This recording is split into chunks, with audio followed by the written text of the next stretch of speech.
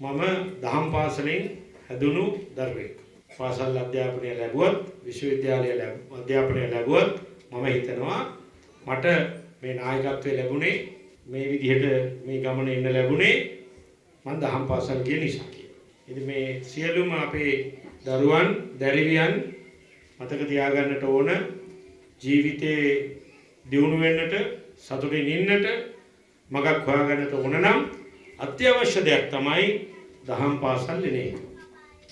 දහම් පාසල් ආවම තමයි අපිට මේ දහම් පාසලේ තියෙන වටපිටාව, එතකොට ස්වාමින් වහන්සේලාගෙන් ලැබෙන ගුරුහරුකම්, ඒ වගේම මේ ස්වේච්ඡාවෙන් වැටුපක් නොමැතිව සෙනෙහසින් ආදරයෙන් මෙතෙන්ට ඇවිල්ලා මේ දරුවන්ට මේ අධ්‍යාපනය ලබා දෙන ඒ ගුරුවරියන් ගුරුවරුන්ගේ පහස ඉතාම වැදගත් අපේ ජීවිතවලට. ඉතින් කුඩා කාලයේදී අපිට අවශ්‍ය වන්නේ පාසලෙන් ලබා ගන්නා ඒ අධ්‍යාපනයට අමතරව කොහොමද දහම් දැනුම ලබා ගනිමින් සමාජ පෞරුෂය හා නායකත්වය නිර්මාණය කරගන්න.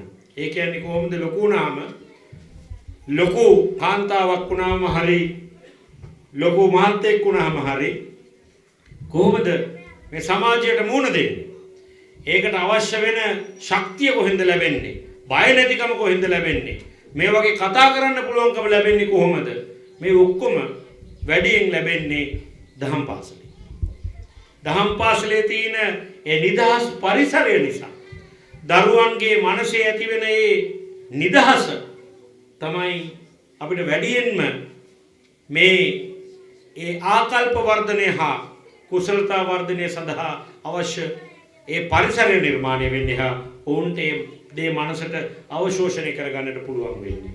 අපේ හාමුදුරනේ මම හැමතිස්සෙම කියනවා වගේ දහම් පාසලේ මූලික අරමුණ දහම් දැනුම ලබා දීමම පමණක්ම නොවේ. ඒක තමයි අපේ දහම් පාසල් පද්ධතියේ තියෙන වැදගත්කම.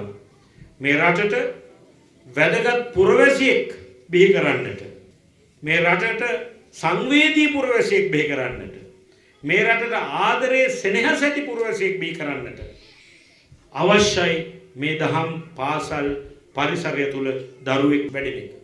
එම දරුවාට සාමාන්‍ය අධ්‍යාපනය තුලින් පමණක් ලැබෙන ඒ සම්ප්‍රදායික අධ්‍යාපනය කවදාක්වත් මේ දරුවෙක් සුවිශේෂ පුද්ගලයෙක් බවට සමාජයට ලබා දායක කිරීමට අපිට හැකියාවක් නැහැ. සුවිශේෂ දරුවෙක් වැඩිහිටියෙක් බවට පත් කරන්නට, ඒ සුවිශේෂ වැඩිහිටියා පත් කරන්නට දහම් පාසල් අධ්‍යාපනය අත්‍යවශ්‍යයි. ඒ නිසා තමයි අපේ නායක හඳුරන්නේ මම මේ පාර්ලිමේන්තුවේ මේ හඬ නගන්නේ. මොකද මේ පිළිබඳ විවිධ මත තියෙනවා. මේ විවිධ මත අතරේ තියෙන එක දෙයක් තමයි මේ දහම් පාසල් අධ්‍යාපනය එතරම් වැදගත් නොවන අවිධිමත් අධ්‍යාපනයක් යයි තිබෙන මතය.